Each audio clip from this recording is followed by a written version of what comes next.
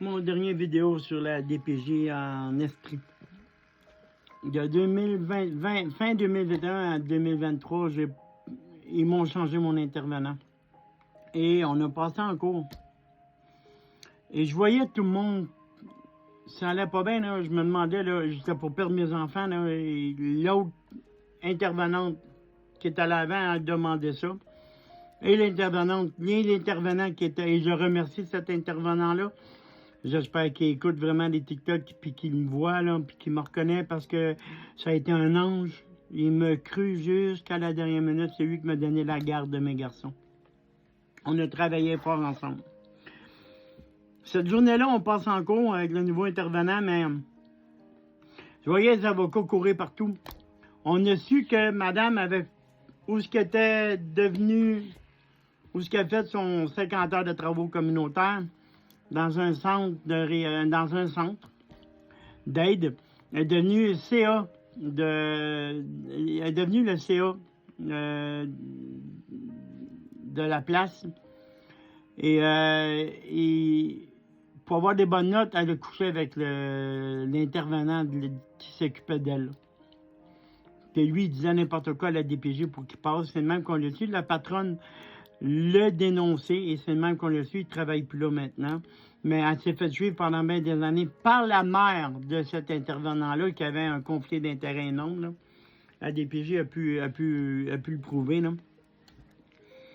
Écoutez, cet intervenant-là m'a aidé beaucoup à revoir mes garçons. Mon plus jeune est revenu chez nous en 2022. Non, 2021. Il est revenu chez nous en 2021.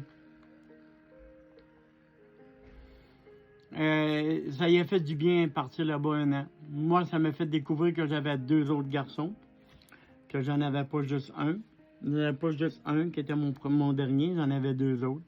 Ça l'a aidé à travailler aussi sur ses post-traumas. Je vous dirais que mes garçons ont été pendant plusieurs années, quand ils étaient en Estrie ici, obligés d'aller voir la mère, même s'ils ne voulaient pas y aller. Même s'ils ne se sentaient pas en sécurité, il fallait qu'ils y aillent, c'est une obligation. Jusqu'à temps que cet intervenant-là vienne et décide d'écouter les garçons, et les garçons ont décidé de ne plus y aller. Moi, je mettais de la pression avec l'autre intervenant que les garçons y allaient voir la mère. C'est qu'est-ce qu'elle me disait de faire. Et cet intervenant-là, il dit non, on ne l'obligera pas. S'il ne veut pas y aller, il ne va pas y aller. S'il veut y aller, ils iront. Et c'est ça, ça a été le jugement. S'ils veulent y aller, ils vont. S'ils ne veulent pas y aller, ils ne vont pas. Moi, je ne m'en mêle pas. C'est eux qui décident. Ils ont leur propre jugement, même mon dernier aussi. C'est des individus en part entière. Ils peuvent décider ou pas décider sans que j'intervienne. Et je ne veux pas intervenir non plus. Ils ont eu assez de problèmes et assez de post-trauma quand on vivait là. Je ne veux pas qu'il y en ait d'autres non plus. Cet intervenant-là a fait que j'ai la garde de mes 3 garçons maintenant. Ça va bien. Il y a eu des beaux et des bas.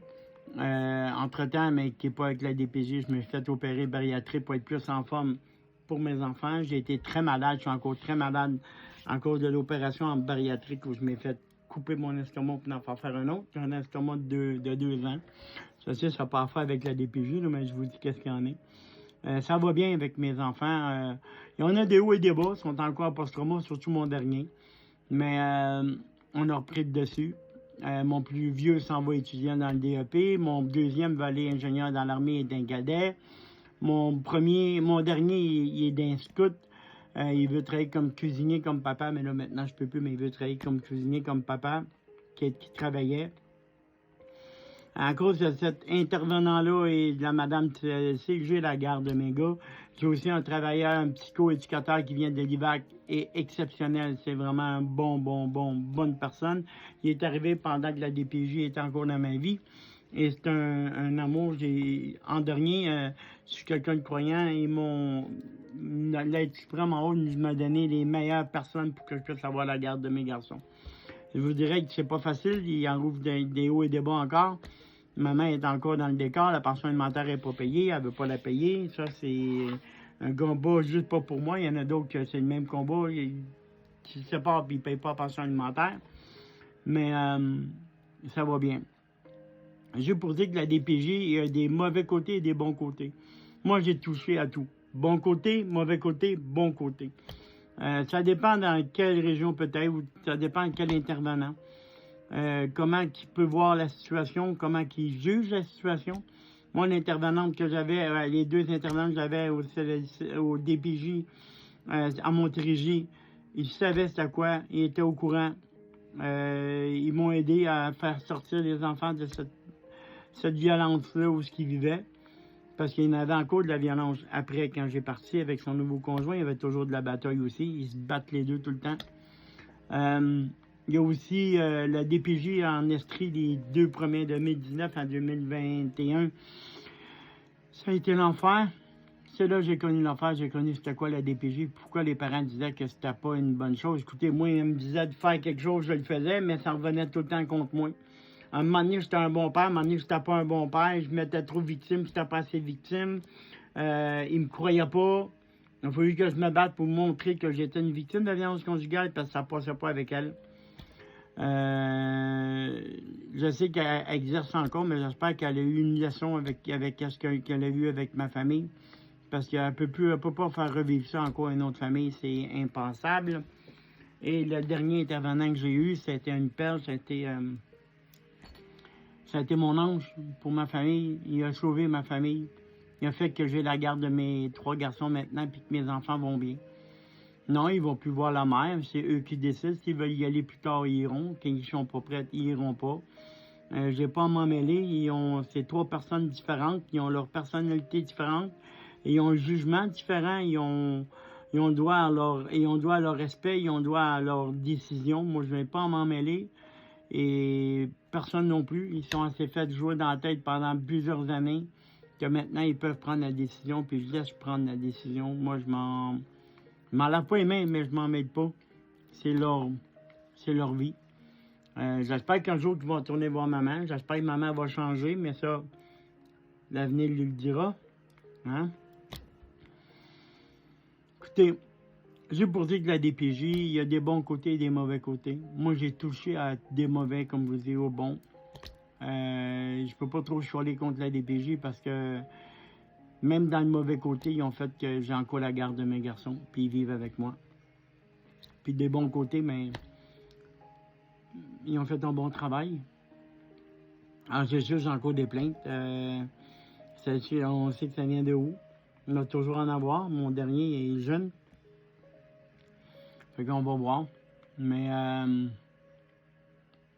écoutez, je sais qu'il y en a qui parlent qu'il y a beaucoup de mauvais côtés, mais moi, j'ai connu pendant les 12 années que la DPJ ont été dans ma vie, des pires, des bons, des pas bons, des extrêmement bons, des moyens, beaucoup d'intervenants, beaucoup d'avocats aussi. Pas de mon côté, mais côté de maman aussi, beaucoup d'avocats. Écoutez, je peux pas trop chialer contre la DPJ parce que j'ai pogné des bons intervenants comme des mauvais. Je sais que c'est pas toujours rose la DPJ, qu'il y a des parents qui ont beaucoup de problèmes. Moi, j'ai essayé de dealer avec les problèmes, j'ai dealé avec les problèmes, j'ai été capable de m'en sortir. Je souhaite aux autres qui sont capables de s'en sortir aussi. C'est sûr que je peux aider ceux qui en ont besoin. J'ai expliqué comment que moi, j'ai vu comment j'ai travaillé avec eux, puis comment j'ai pu avoir la garde de mes gars. C'est rare, un papa monoparental aussi, autant qu'un homme violenté. Parce qu'on est toujours en train de prouver qu'on peut être un bon père parce qu'on est un homme. Et ça n'existe pas les hommes, papa monoparental beaucoup. Il faut toujours démontrer qu'on est les meilleurs. Tu as toujours un combat tout le temps. Écoutez, c'est ça mon expérience avec la DPJ.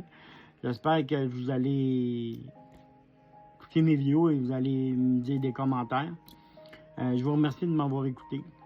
Fait que je vous laisse là-dessus. Je reviens avec d'autres sujets sous peu. Là, j'essaie de trouver. Faites-moi des commentaires. Qu'est-ce que vous voulez que je parle en tant qu'homme violenté, violence conjugale, psychologique, monétaire, sexuelle, en étant papa monoparental. Laissez-moi des messages comme ça, je vais pouvoir faire un topo de mes expériences. Merci, à bientôt.